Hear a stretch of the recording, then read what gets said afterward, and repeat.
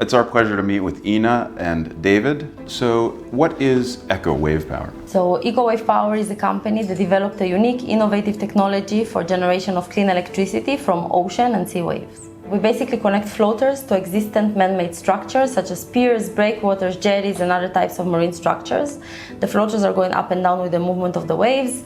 They're pushing hydro cylinders, which transfer biodegradable fluid into land-located accumulators. A pressure is being built. The higher the wave, the higher the pressure, which is used to turn the hydromotor, turn in a generator, and sending clean electricity into the grid via an inverter. So can you tell me a little bit the story and why you wanted to get into the sustainable energy sector? When I was 4 years old, my family decided to immigrate from Ukraine to Israel, and we settled in a small town in the north of Israel called Akko. And my first job was as English-Hebrew translator for a renewable energy company. And there I discovered the whole world, like the magical world of renewable energy. Nobody was able to make wave energy commercially viable. And I started researching it, and I came up with my own concepts and ideas and seeing where other companies failed.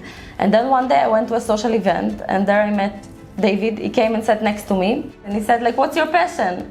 And I said, wave energy. And it turned out that he's a serial entrepreneur, and he also, in another part of the world, without us knowing each other, was researching wave energy and got very passionate about wave energy. It was like a match made in business heaven, and that was kind of the beginning of EcoWavePower. He ended up investing the first $1 million into the company. Also, two big events in the history of the company, or two big milestones, are the two IPOs that we've made. In July 2019, our company actually went public on Nasdaq Stockholm. We became the first Israeli company to ever list on Nasdaq Stockholm. We decided to use it as a stepping stone to Nasdaq US. And in July 2021, we actually made the dual listing to Nasdaq United States. And right now we're traded there under the stock symbol WAVE. How appropriate. Can you tell us a little bit about your journey and what it's like to be a woman entrepreneur in the Middle East? So I always say that being an entrepreneur, no matter male or female, it's hard. Being a female entrepreneur definitely adds an additional layer of difficulties. You know, many times people will tell us that we're too weak, that we're incapable, that we don't belong, that we can't do it. But we really shouldn't step down, because if we step down, our daughters step down, and their daughters step down, and there's a chain of events, there will be a chain of events that is very difficult to break. So we definitely need to stay and do what we're passionate about, be persistent about what we're passionate about. And I always say that passion is the greatest renewable energy source, even stronger than the power of the waves. So we should do what our heart says. If you guys were to fulfill your dream to the fullest, what does that look like 2, 3, 5 years from now?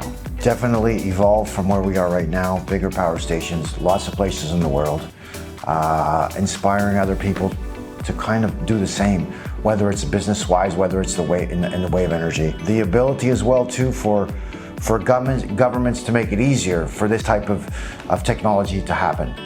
What would you say is the biggest obstacle to bringing clean, renewable, sustainable energy to the planet? Most of the governments would say, yeah, we're all open to renewables and I think it's a great idea. But then when we would go and present the idea to some government officials or licensing bodies, it would be a lot harder than what we thought it is to get approval and to make an installation and to see it happen. How do people access this technology? How do you bring this to market? So we're actually B2G. We're usually business to government. So first of all, we need to have the space. The first thing we contact the port, or the port contacts us. We sign with them an agreement that is called a concession agreement, usually for 25 years, which is the expected lifespan of the power station. Then we go and contact either the local municipality or the energy ministry or some other department within the government to enable us to connect to the grid.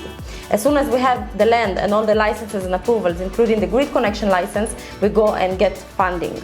So we don't want to just sell the technology as a turnkey. We believe in our technology, we see the huge potential in it, and we believe that the company will become the most profitable from, again, holding the multiple yielding assets on our balance sheet and selling the electricity to the grid for the lifespan of the technology. If somebody's watching this and they're inspired by your story and inspired by this company, is there any way that they can specifically reach out and connect with you? Do you have any specific needs as a company? So first of all, we have our website, EcoWavePower.com. You have to contact us, and you can contact, people can contact us for different areas of interest. If it's investment in project, if it's co-development of project. Jobs. If it's exactly jobs, we're looking to hire, we keep expanding the team, so we're looking for engineers, for business development managers and so on. So basically, I think almost anybody can contact us, each one for different for different type of collaboration. Very inspiring story, bringing renewable and clean energy to the planet, making the world a better place through business. And of course, that's our heartbeat at Arise. If you want to know more and how to get involved, feel free to reach out directly. So Ina, thank you so much for taking the time to meet with us. And David, thank you as well. It's been an absolute pleasure. There are many small businesses in Israel that are creating amazing products that never make it to the shelves of the stores where you shop. Unfortunately, there's an insidious campaign growing around the world calling to boycott Israel. And these small business owners see their potential market shrinking from day to day. What can we do about this? So Arise exists to make meaningful connections between friends like you in the international community and the economy of Israel. When you sign up to become a member of the Arise Alliance, we will send you on a quarterly basis a gift box filled with cosmetic products, culinary products, fashion products, amazing stuff made in Israel.